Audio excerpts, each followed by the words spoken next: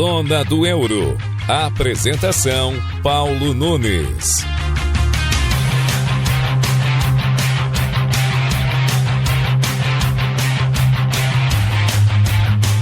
Olá, guaibeiros, saudação especial a todos que estão nos acompanhando.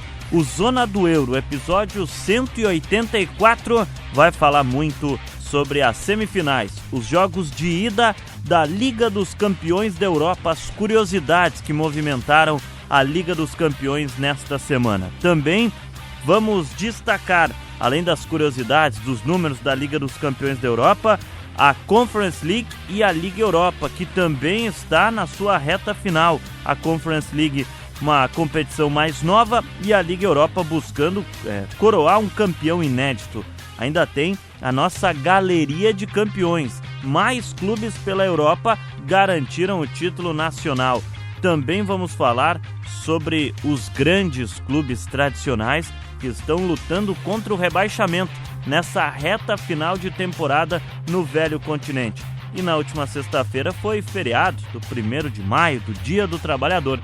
Listamos alguns times da Europa fundados por trabalhadores. O episódio 184 do Zona do Euro com esses assuntos está no ar.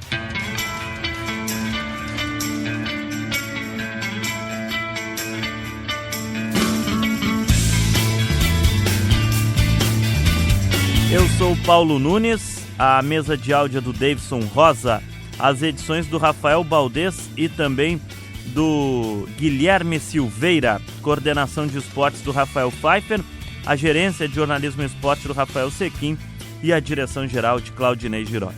O Zona do Euro, você sabe, é o programa, o podcast aqui da Rádio Guaíba que fala exclusivamente do futebol europeu. A gente passa limpo a semana do futebol europeu de um jeito diferente, com curiosidades, com estatísticas, com materiais especiais para você. Esta semana, brilhando a Liga dos Campeões da Europa, que nós vamos trazer em destaque. Mas você também pode nos acompanhar lá no nosso Spotify, Guaíba Esporte. O programa vai no ar na Rádio Guaíba aos sábados, a partir da 13h. Termina o programa na Rádio Guaíba, já entra no Spotify e fica disponível para você o episódio 184, que é este. Mas também os demais episódios do Zona do Euro estão disponíveis por lá. Bom, para começar, vamos falar então da Liga dos Campeões da Europa.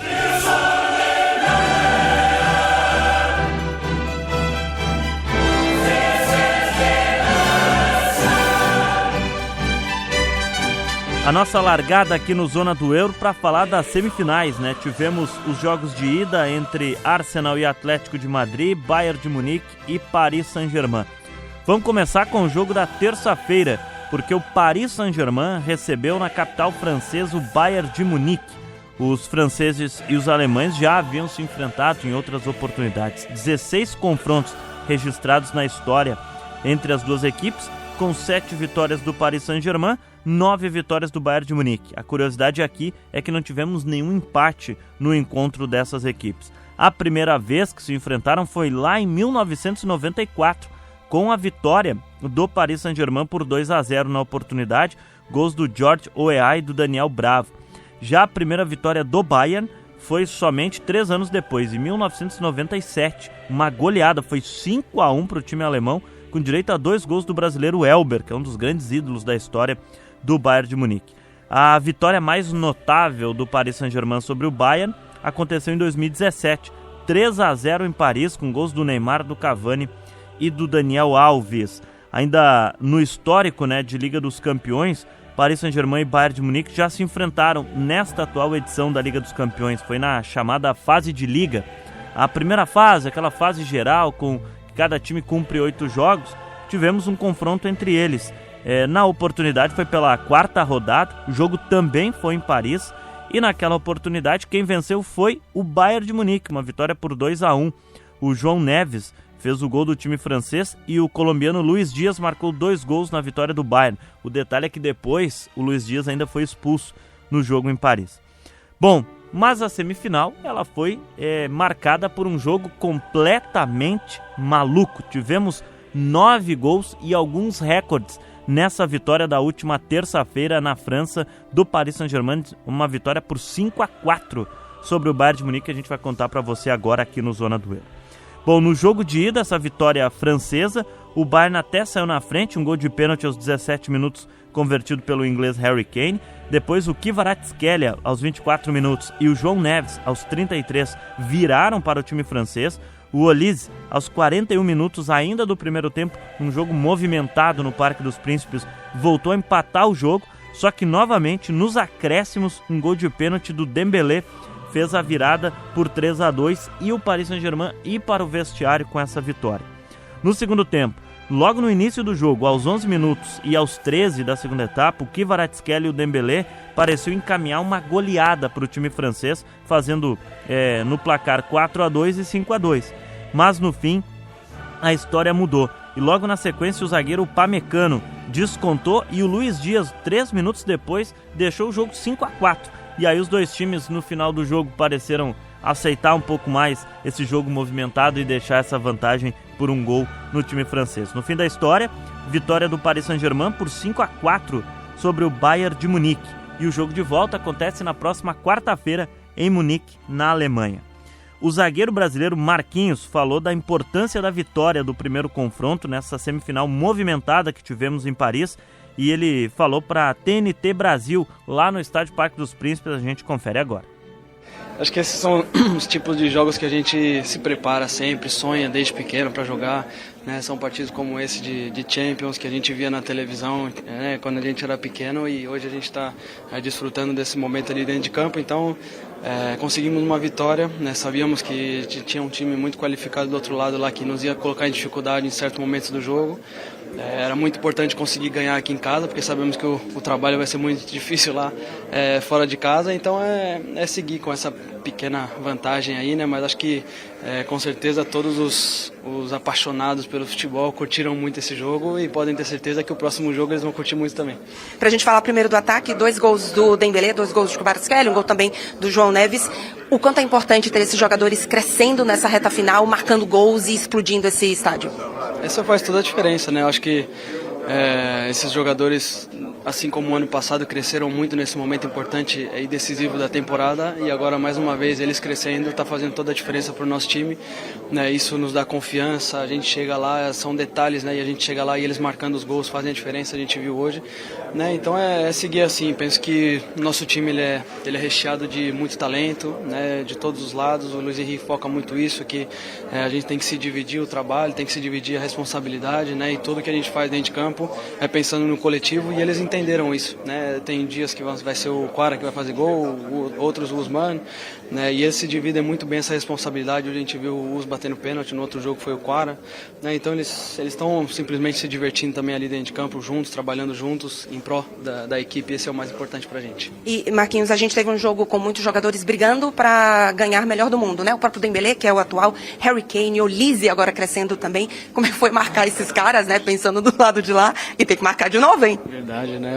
Ali tive muitos duelos com o Luiz Dias, ele é um jogador excelente, que eu sempre gostei muito de defender contra ele. A gente que é do alto nível, a gente gosta de jogar contra jogadores que são desse alto nível também, né? Então a gente vê o quanto que é difícil de marcar esses jogadores. Eles realmente estão vivendo um momento muito bom, desde a época de Liverpool, de seleção, né? E hoje no Bayern não é diferente. O Luiz Dias ali nos duelos foi muito difícil, né? A gente tem que aproveitar desses jogadores o mais possível, porque o futebol passa muito rápido, a idade chega, as lesões chegam, e a gente tem que aproveitar quando eles estão no alto nível para ver esses jogadores brilhando, né? Então, e do meu lado também, acho que os zagueiros do outro lado, eles, né, têm dificuldade também de enfrentar os nossos atacantes ali, assim como eu tenho dificuldade de enfrentar os atacantes do adversário. O adversário também tem dificuldade de enfrentar os meus atacantes. O volante Joshua Kimmich, do Bayern de Munique, também falou sobre o jogo maluco que ocorreu em Paris e a missão do Bayern de virar essa partida de volta. E ele chegou a destacar naquele momento, né, dessa importância do que teria que fazer o time do Bayern de Munique nessa virada. Vamos ouvir o que falou o Joshua Kimmich. Pessoal, estamos aqui com o Joshua Kimmich depois desse jogo maluco entre PSG e Bayern de Munique. My friend, can you walk us through in a 6-4 game like that?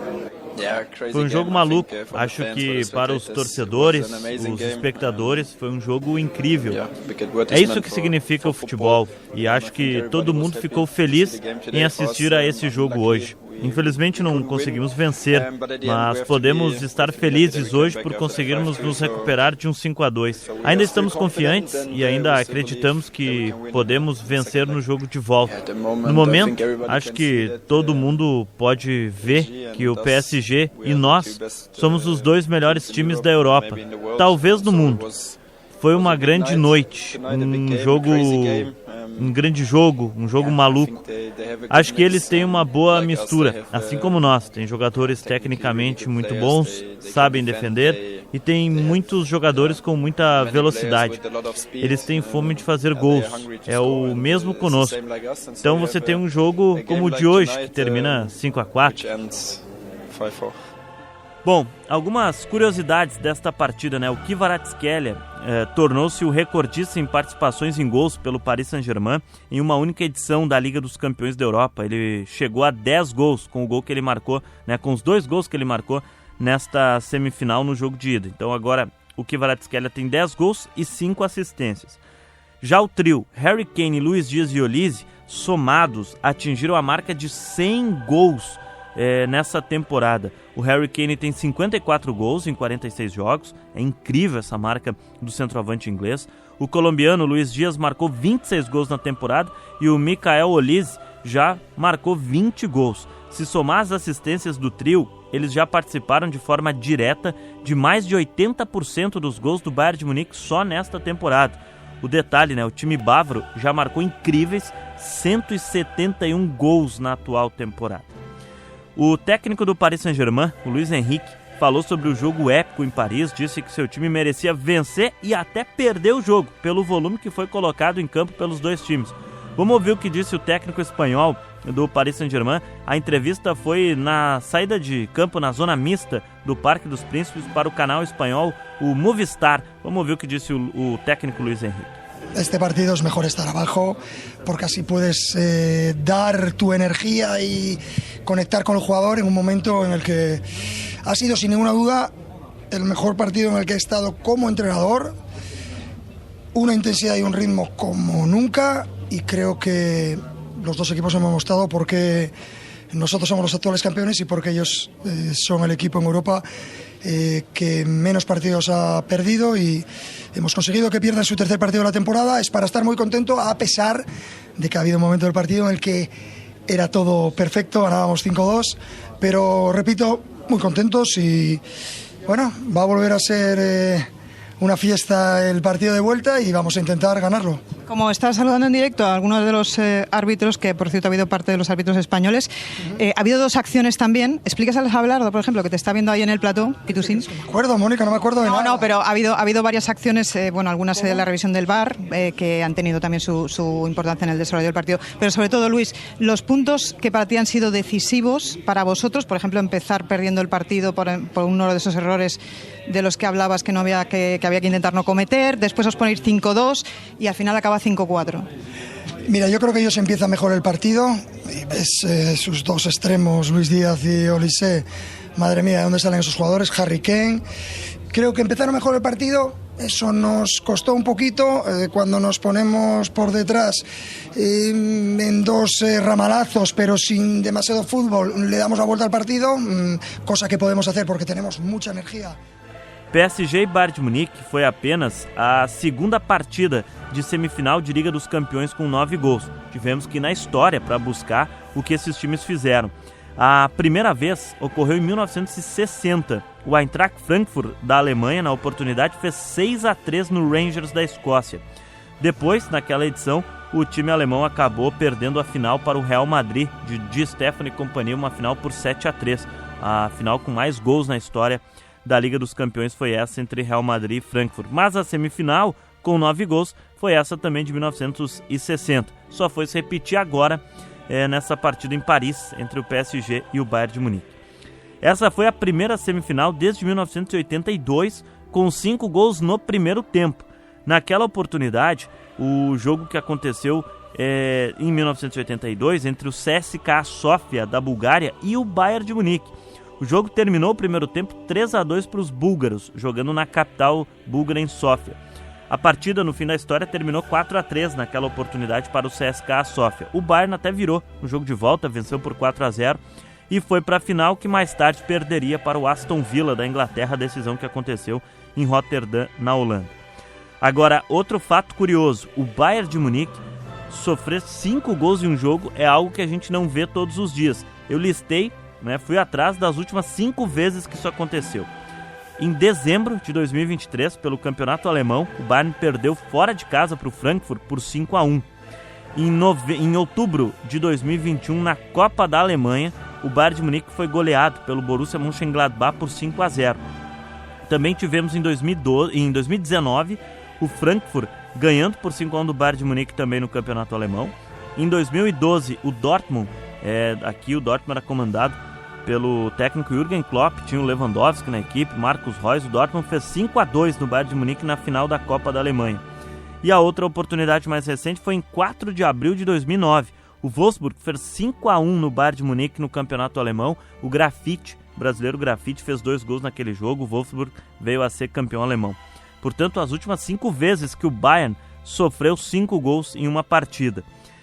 Vale destacar a força dos ataques, que nós vimos nesse confronto. O Paris Saint-Germain tem 120 gols em 50 jogos na temporada e o Bayern de Munique tem 171 gols em 50 jogos. Isso explica muito esse volume de jogo que nós tivemos pela frente, colocado lá em Paris, e isso chamou atenção nesse primeiro jogo da semifinal da Liga dos Campeões. Vale destacar que o jogo de volta acontece na próxima quarta-feira em Munique.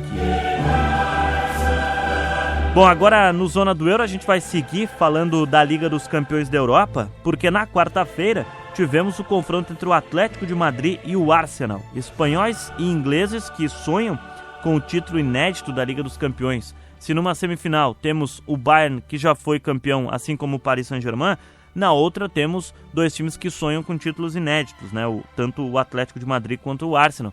Inclusive, curiosidade à parte, são os times que mais vezes jogaram a Liga dos Campeões sem ser campeão.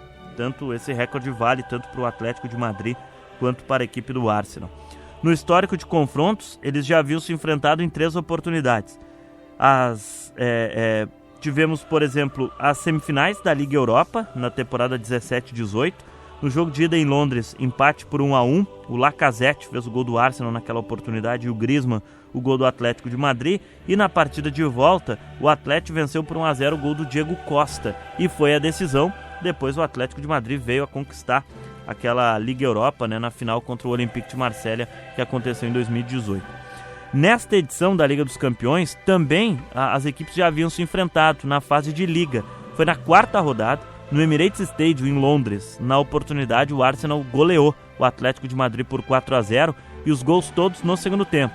Os brasileiros, o Gabriel Magalhães e o Gabriel Martinelli, que também marcaram gols nesse jogo, e o Gyökeres fez 2 gols naquela oportunidade. Bom, tivemos o jogo de ida da semifinal no Estádio Metropolitano, em Madrid. Uma festa incrível da torcida do Atlético de Madrid, jogando bobinas de papel no gramado, bem no estilo sul-americano que a gente está acostumado a ver por aqui. O jogo marcou a despedida do Griezmann diante da torcida em Liga dos Campeões, Ele que vai, na próxima temporada, deixar o Atlético de Madrid, vai para a MLS nos Estados Unidos. Dentro de campo, a partida foi mais disputada na parte física pelas equipes do que grandes oportunidades de gols. Embora, curiosidade à parte, tivemos mais chutes a gols no jogo entre Arsenal e Atlético de Madrid do que na partida entre Bayern de Munique e PSG. No jogo do Bayern e do PSG foram 22 finalizações no gol e no jogo do Atlético de Madrid com o Arsenal foram 29. Claro que a diferença resume a efetividade neste caso. Bom, o Arsenal saiu na frente, um gol de pênalti convertido pelo Viktor Gyökeres aos 44 minutos do primeiro tempo. Já no segundo tempo, também cobrança de pênalti, aos 11 minutos, o Julian Álvares empatou o jogo para o Atlético.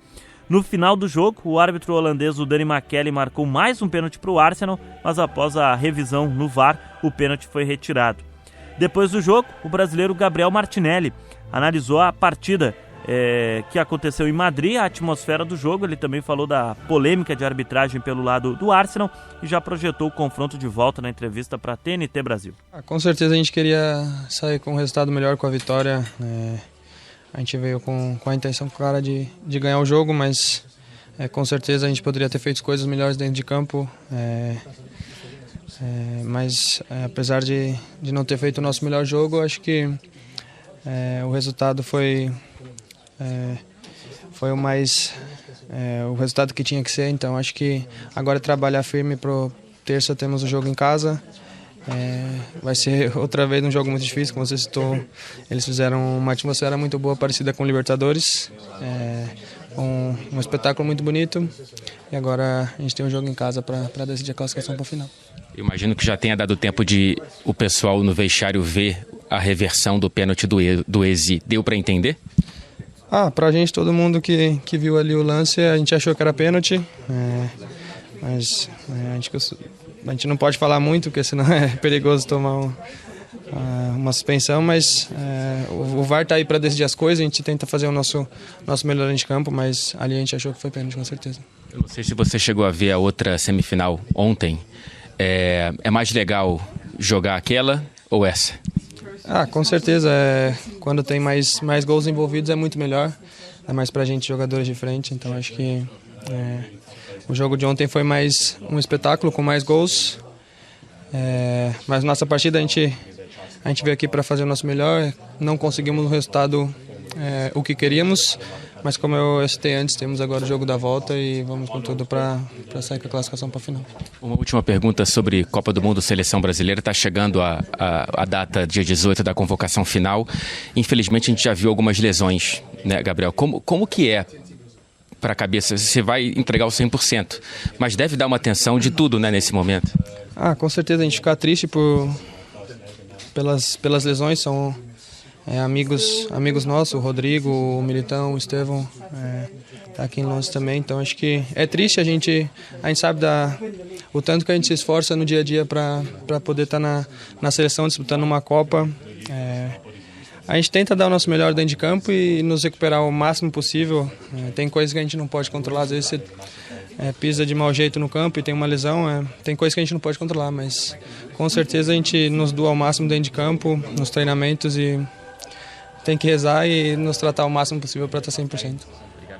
Quem também falou depois da partida foi o norte-americano, né, o brasileiro norte-americano Johnny, revelado aqui no Internacional. Ele joga no Atlético de Madrid, falou sobre o jogo, sobre o clima da partida e também já aproveitou para projetar o confronto de volta que vai acontecer em Londres na próxima semana. Vamos ouvir o que disse o Johnny. Bom, na verdade a gente sabia que ia ser um jogo difícil. Semifinais assim se decidem em detalhes, em quem aproveita melhor as chances criadas. E, bom, acredito que a gente fez um bom jogo.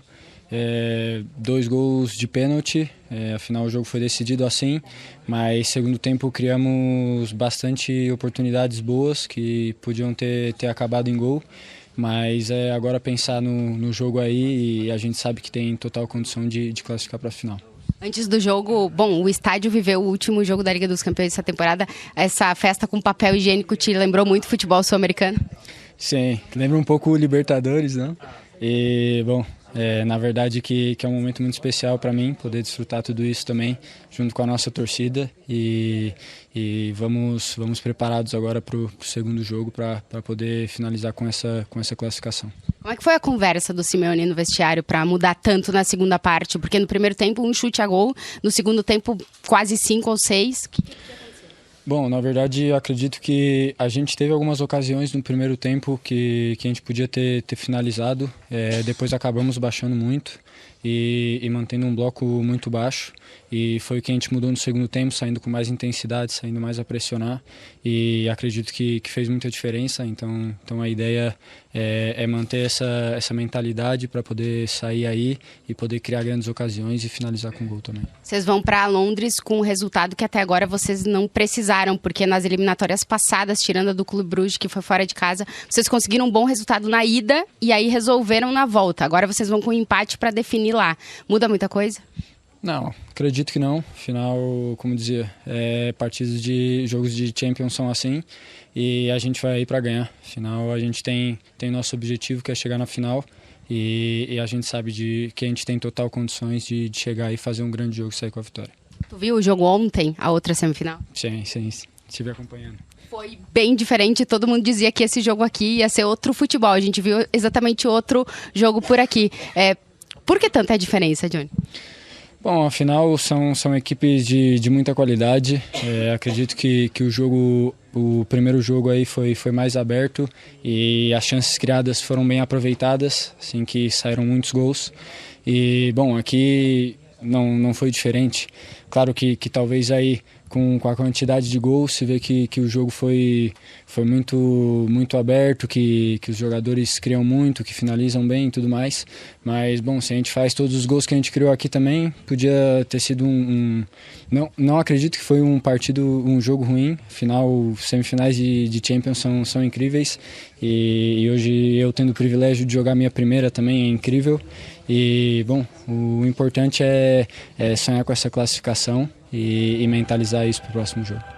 Duas curiosidades, né? O Julián Álvares é o cara do Atlético de Madrid nessa temporada. O argentino chegou à marca de 10 gols nesta edição da Liga dos Campeões, se tornou o jogador com mais gols em uma única edição de Liga dos Campeões pelo Atlético de Madrid. Nem o Griezmann, que é o maior artilheiro da história do clube, atingiu esse feito. Desde que chegou a Madrid, o Julián Álvares soma 49 gols em 105 jogos, além de 17 assistências. Já do outro lado, o Viktor Gyökeres foi contratado pelo Arsenal nesta temporada. O centroavante sueco já marcou 19 gols em 49 partidas. É o artilheiro dos Gunners na temporada. O sueco ainda passa pelo processo de adaptação, principalmente pela forma de jogar do Arsenal, que é diferente do Sport, onde ele marcou incríveis 97 gols em 102 partidas nas últimas 2 temporadas que ficou no clube português.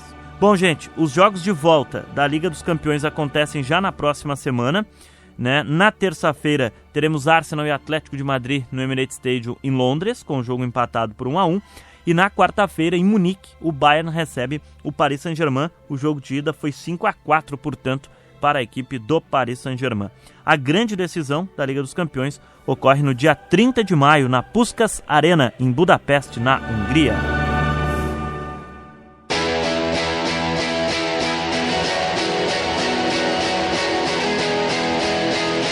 Você está acompanhando aqui na Rádio Guaíba o Zona do Euro, episódio 184. Eu sou o Paulo Nunes e você pode também acompanhar no Spotify, Guaíba Esporte. Por lá fica disponível também os demais episódios do Zona do Euro e também para você acompanhar com mais detalhes este aqui ou os outros episódios que já colocamos por lá. 184 episódios disponíveis lá no Spotify.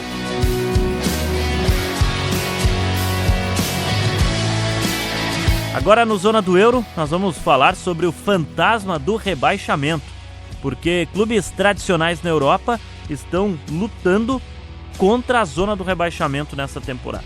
Wolfsburg na Alemanha, que já foi campeão recentemente, Sevilha na Espanha, o Nantes da França e os ingleses, o Tottenham e o West Ham. E vai contar pra gente é um material especial de Juan Viana, que a gente vai conferir agora aqui no Zona do Euro.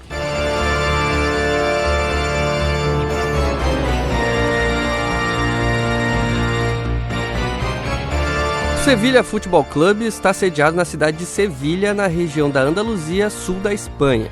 O clube foi fundado em 25 de janeiro de 1890 e é um dos mais antigos do futebol espanhol.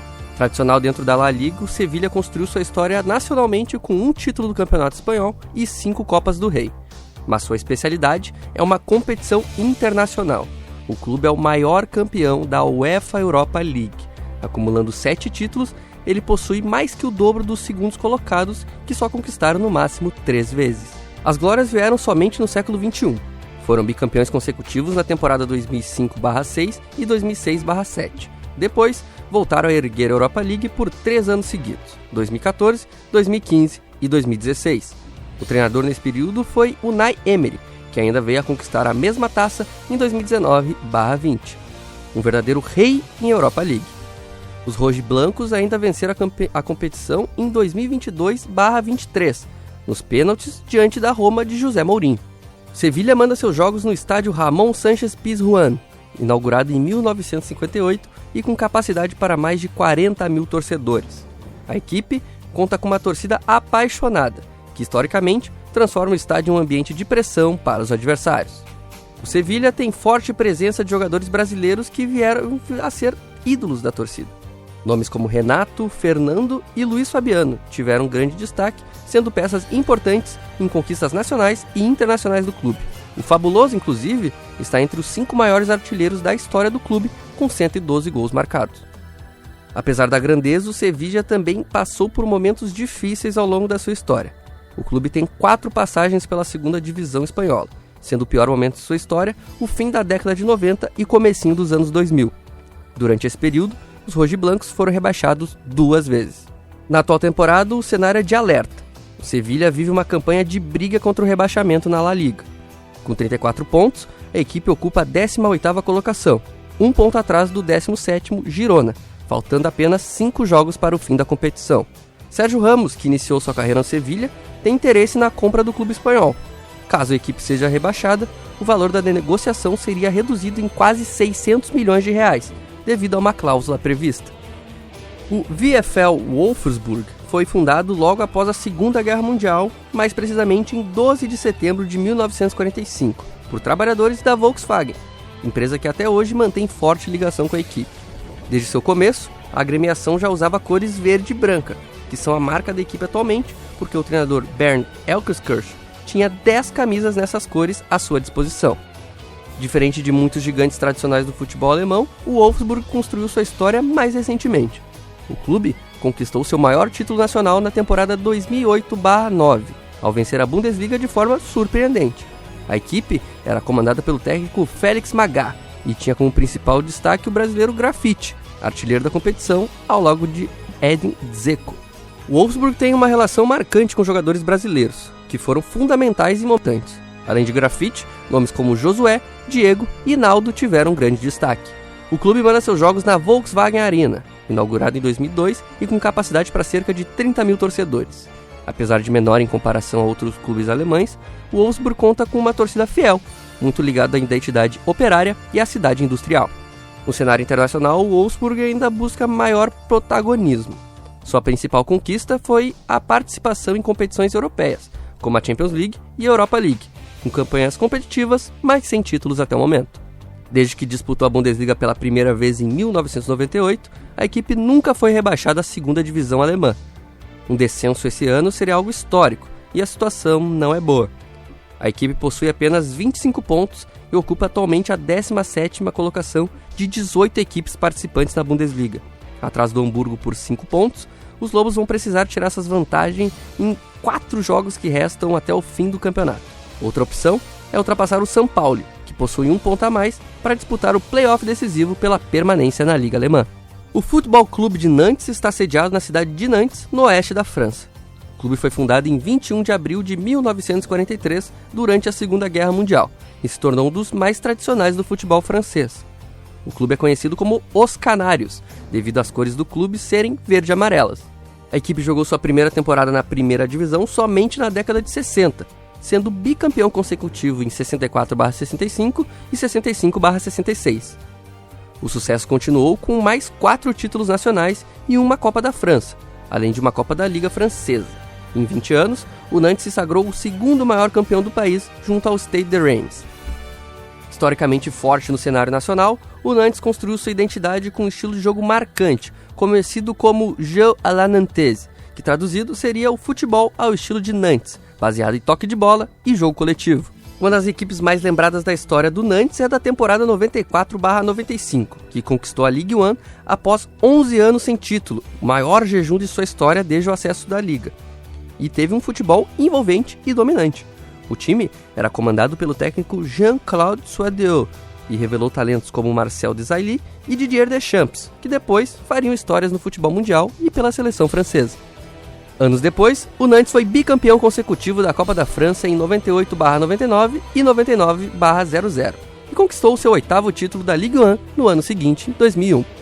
O Nantes manda seus jogos no Stade de la Bijou, inaugurado em 1984 e com capacidade para mais de 35 mil torcedores. A torcida é conhecida pela fidelidade e pelo orgulho da tradição do clube, mesmo em períodos menos vitoriosos. Para se ter uma ideia da tradição do Nantes no campeonato francês, o clube ficou abaixo da 10ª posição de 63 até 2000 apenas 4 vezes. Porém, nos anos 2000, com 3 campanhas ruins, ele foi rebaixado pela primeira vez em sua história em 2006/07, quando ficou na última posição do certame nacional. Retornou o ano seguinte apenas para cair mais uma vez, em 2008/09. Na temporada seguinte, não conseguiu o acesso e disputou em 2010/11 novamente a segunda divisão francesa. Já na temporada 2012/13, garantiu o acesso para a primeira divisão, ficando em terceiro lugar. O clube nunca mais foi rebaixado depois disso. Chegou muito próximo em 2023, escapando na última rodada com uma vitória que foi comemorada com invasão de campo pela torcida. Para se ter a ideia da tradição do FC Nantes no campeonato francês, o clube ficou abaixo da 10ª posição de 63 até 2000 apenas 4 vezes. Porém, nos anos 2000, com 3 campanhas ruins, ele foi rebaixado pela primeira vez em sua história em 2006/07, quando ficou na última posição do certame nacional. Retornou no ano seguinte apenas para sucumbir mais uma vez, em 2008/09. Na temporada seguinte, não conseguiu acesso e disputou 2010/11, novamente a segunda divisão francesa. Na temporada 2012/13, garantiu acesso para a primeira divisão, ficando em terceiro lugar. E depois disso, o clube nunca mais foi rebaixado. Porém, em 2023, ficou muito próximo disso, escapando na última rodada com uma vitória que foi comemorada com invasão de campo pela torcida. E a situação está difícil novamente nessa temporada. Com apenas 2 jogos restantes, a equipe ocupa a 17ª colocação e torce por resultados adversos do Auxerre para sobreviver na Ligue 1. O West Ham United Football Club foi fundado em 1895 por trabalhadores de um estaleiro local, inicialmente chamado de Thames Iron Works, adotando o nome atual somente em 1900. O clube está sediado na cidade de Londres, capital da Inglaterra. Uma característica filosófica do West Ham é valorizar o trabalho de seus treinadores, pois até 1989 o clube só havia tido 5 treinadores em sua história. Seu uniforme, assim como o do Burnley, é inspirado no Aston Villa, que é caracterizado por calção e meiões na cor branca e pela camisa grená com mangas azuis. Tradicional no futebol inglês, o West Ham construiu sua história principalmente em competições nacionais. O clube conquistou 3 títulos de FA Cup e também venceu a Recopa Europeia em 64/65, seu principal título internacional por décadas. Apesar disso, ele nunca conquistou a Premier League, sendo reconhecido mais pela tradição de formar talentos do que por grandes conquistas na liga. Um dos maiores orgulhos da história do clube é a geração que contribuiu diretamente para o título da Copa do Mundo de 66 com a seleção inglesa. Jogadores como Bobby Moore, Martin Peters e Gareth Hurst, que marcou um hat-trick na final, eram do West Ham e foram fundamentais na conquista do Mundial. Inclusive, há uma estátua desses campeões em frente ao estádio de Boleyn, também conhecido como Uptown Park. O clube mandava seus jogos nesse histórico estádio até 2016 e hoje em dia atua no London Stadium, que foi criado para as Olimpíadas de 2012 e ocupa mais de 60 mil torcedores. O clube também se destaca por ter revelado vários jogadores talentosos, como Frank Lampard, Hugh Ferdinand, Michael Carrick, Joe Cole, entre outros. Possui também torcedores icônicos, como Steve Harris, baixista, líder e principal compositor do Iron Maiden, que a partir do bordão Up the Hammers, ele criou o bordão para sua banda, o Up the Irons. Harris, nos anos 70, também chegou a atuar nas categorias de base do clube, antes de seguir o caminho da música. Outra torcedora, segundo os jornais britânicos, era a Rainha Elizabeth II, que quando um dos seus empregados comentava sobre um jogo do rival Millwall, ela manifestou a sua paixão pelos Hammers. Outro personagem famoso é o Dino Thomas, personagem da saga Harry Potter, que tem um pôster do time sobre a sua cabeceira no dormitório da Grifinória. Nos últimos anos, o West Ham voltou a ganhar destaque internacional. A equipe conquistou a UEFA Conference League na temporada 22/23 sobre a Fiorentina em Praga, na Tchequia, encerrando assim um jejum de títulos europeus e recolocando o clube no cenário continental. Lucas Paquetá, atual meia do Flamengo, foi um dos principais responsáveis pela conquista. Ao longo de sua história, o West Ham também viveu altos e baixos. O clube já passou pela segunda divisão inglesa 5 vezes, a última em 2011, quando ficou na última colocação. Nessa temporada, a equipe começou muito mal e está buscando sua recuperação agora na reta final. No momento, ocupa a 17ª colocação, e vai lembrar que são 3 rebaixados, a partir do 18º lugar. O Tottenham Hotspur Football Club está sediado na cidade de Londres, capital da Inglaterra, mais precisamente na região norte da cidade. O clube foi fundado em 1882 e é um dos mais tradicionais do futebol inglês. O escudo do Spurs é um galo em pé sobre uma bola de futebol e apresentava antigamente o lema em latim, Auder est facer, que em português significa ousar é fazer. Após sua criação, o Tottenham ganhou a Copa da Inglaterra pela primeira vez em 1901, o único clube fora das principais divisões a realizar tal feito desde a formação da Football League em 1888. Tendo sido também o primeiro clube do século XX a alcançar 2 torneios importantes em uma mesma temporada, vencendo a Football League e a Copa da Inglaterra, ambas em 60/61. Depois de conquistar a Copa da Inglaterra em 1962, no ano seguinte se tornou o primeiro clube britânico a vencer uma competição de clubes da UEFA, a Taça dos Clubes Vencedores de Taças. E o Tottenham também foi o primeiro vencedor da Copa da UEFA, em 1972, tornando-se o primeiro clube britânico a ganhar 2 grandes troféus europeus diferentes. O Tottenham manda seus jogos no moderno Tottenham Hotspur Stadium, inaugurado em 2019 e considerado um dos mais tecnológicos do mundo. Antes disso, atuava no histórico White Hart Lane. Em 2019, inclusive, o Spurs chegou à sua primeira e única final de Champions League, numa campanha marcada por eliminar adversários fortes como Borussia Dortmund, Manchester City e Ajax, e também uma virada histórica provocada pelo Lucas Moura, que fez um hat-trick no 3-2 sobre a equipe holandesa na semifinal. Na grande final, a equipe do argentino Pochettino foi superada pelo Liverpool de Jürgen Klopp, que venceu a final por 2-0 no Estádio Metropolitano, em Madrid. Na temporada 24/25, o Spurs venceu a Liga Europa sobre o Manchester United por 1-0 no estádio de San Mamés, em Bilbao, quebrando a seca de 17 anos sem títulos oficiais e 41 sem ganhar um título da UEFA. Apesar de ter tirado o time dos anos sem glórias, o técnico grego Ange Postecoglou foi demitido depois de quase levar o Tottenham ao rebaixamento na Premier League, terminando a competição na 17ª colocação. Apesar de ter tirado o time dos anos sem glórias, o técnico grego Ange Postecoglou foi demitido depois de quase levar o Tottenham ao rebaixamento na Premier League, terminando a competição na 17ª colocação na temporada passada. Atualmente, o Spurs disputa diretamente o rebaixamento contra o West Ham. Teve um momento da temporada que a equipe perdeu incríveis 7 jogos seguidos. Com 34 pontos, na 18ª colocação, a equipe tem mais 4 jogos para fugir de um rebaixamento inédito na Premier League. Antes da década de 80, a equipe caiu em 4 oportunidades, a última vez em 76/77, e depois nunca mais desceu novamente. Pois é, o fantasma do rebaixamento, hein? O Sevilha enfileirou Ligas Europas, o Nantes tradicionalíssimo na França, o Tottenham e o West Ham, então, na Inglaterra, além do Wolfsburg, né, que é o time da Volkswagen, foi campeão alemão em 2009, também lutando contra o rebaixamento. Acredito que o Wolfsburg vai acabar caindo. O Sevilha, grandes chances, e acho que o Tottenham também, hein? Acho que o Tottenham não vai se salvar por lá. Agora, a gente vai falar aqui no Zona do Euro da Liga Europa.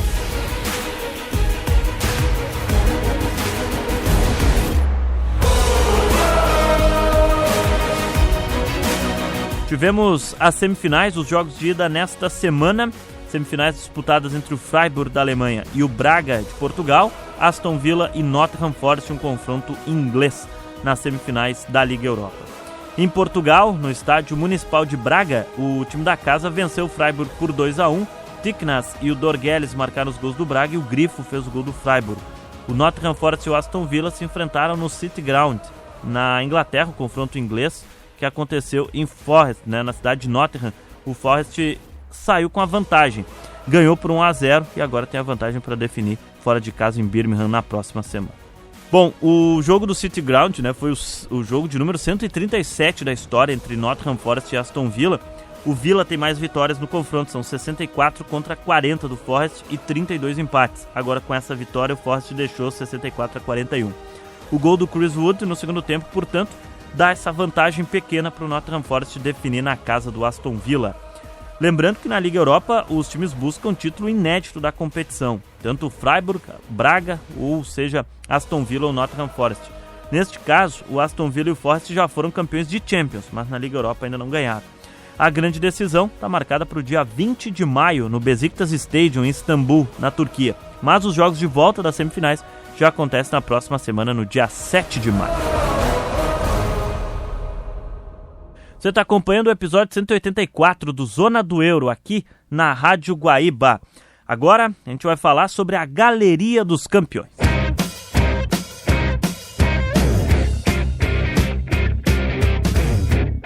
Bom, algumas das ligas europeias já conhecem os seus campeões nacionais. E a gente vem listando aqui na nossa Galeria de Campeões. Já tivemos, por exemplo, o título do Bayern de Munique na Alemanha, falamos na semana passada, do PSV na Holanda, que nós falamos na outra semana. A gente está em cima porque Tem alguns jogos sendo investigados lá na Holanda. Na próxima semana a gente vai trazer essa situação que está acontecendo no futebol holandês.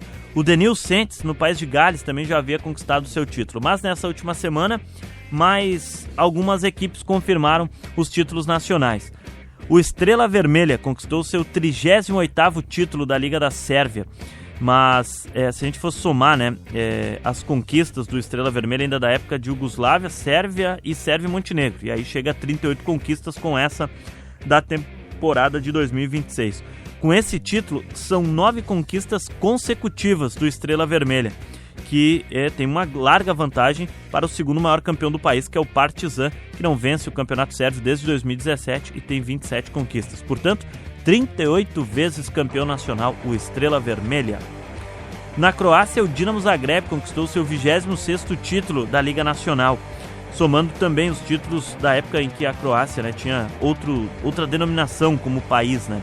Essa temporada foi a de retomada da conquista por parte do clube croata, pois o campeão da temporada passada era o Rijeka. O Dinamo Zagreb é o maior vencedor da Croácia e o segundo maior é o Hajduk Split, que não vence desde 2005. O Dinamo Zagreb conquistou seu 26º título. No Azerbaijão, o Sabah FC, fundado em 2017, conquistou o título inédito da Liga Nacional do país com 14 pontos de vantagem para o Karabag. Foi o primeiro título da história do clube azeri. O maior vencedor nacional é o Karabag, que tem 13 conquistas, mas perdeu essa sequência do tetracampeonato que ele vinha desde 2022. Portanto, Sabah é o campeão no Azerbaijão. Outras ligas menores também confirmaram seus campeões nesta semana, na temporada 25-26. O Lincoln Red Imps, em Gibraltar, conquistou seu 30º título nacional, sendo 8 consecutivos. O Celje conquistou sua 3ª liga da Eslovênia. O maior vencedor do país ainda é o Maribor, com 16 conquistas, mas não vence desde 2022. O Trefiore, em San Marino, conquistou seu 10º título nacional, não vencia desde 2020 o campeonato e é o maior campeão do país. E por fim, o Larne FC foi o campeão na Irlanda do Norte, 3º título da história do clube. O maior vencedor do país é o Linfield, que tem 57 conquistas. Agora aqui no Zona do Euro, a gente vai falar sobre a Liga da Conferência, porque as semifinais estão acontecendo e tivemos nesta semana os jogos de ida.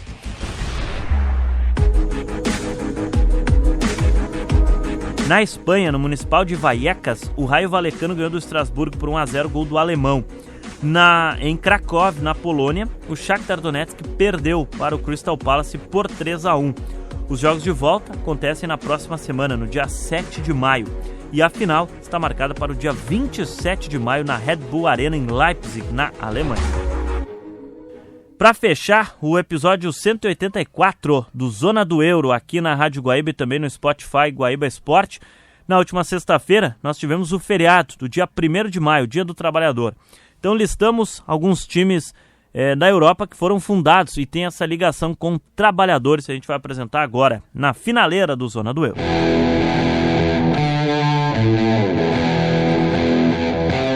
O Arsenal, na Inglaterra, fundado em 1886 por trabalhadores da Royal Arsenal, fábrica de armamentos locais lá em Londres. Na Alemanha, 2 clubes têm essa ligação com trabalhadores, né? O São Paulo, fundado por trabalhadores portuários e moradores do bairro de onde é o São Paulo. Essa fundação foi em 1910. Já a União Berlim foi fundada em 1906 por operários da indústria metalúrgica de Berlim. Na Hungria, o Ferevar, né? Tem o Ferencváros e o Ferevar, fundado em 1941 por trabalhadores da fábrica de munições da cidade de Székesfehérvár. O clube até 2011 atuava com o nome de Videoton e agora fez essa transição para Ferevar, também tem essa ligação com trabalhadores. Na Inglaterra, 2 clubes, o Manchester United, fundado em 1878 por funcionários da fábrica Lancashire, e o West Ham, fundado em 1895 por trabalhadores de um estaleiro de Londres. Na Alemanha, também tem o Bayer Leverkusen, né, fundado em 1904 por funcionários da farmacêutica famosa Bayer. Na Áustria, o Rapid Viena foi fundado em 1899 por trabalhadores ferroviários e operários da indústria vienense. Outros clubes que têm a ligação com a fundação através de trabalhadores, né? O Sheffield Wednesday na Inglaterra, o Bohemians na República Tcheca, o Millwall também na Inglaterra, o Feyenoord da Holanda, o Rukovs Chorzów da Polônia, o Bohemians da Escócia, o Arlington Stanley na Inglaterra e o Lupo Martini da Alemanha. São clubes que carregam essa ligação com o trabalhador.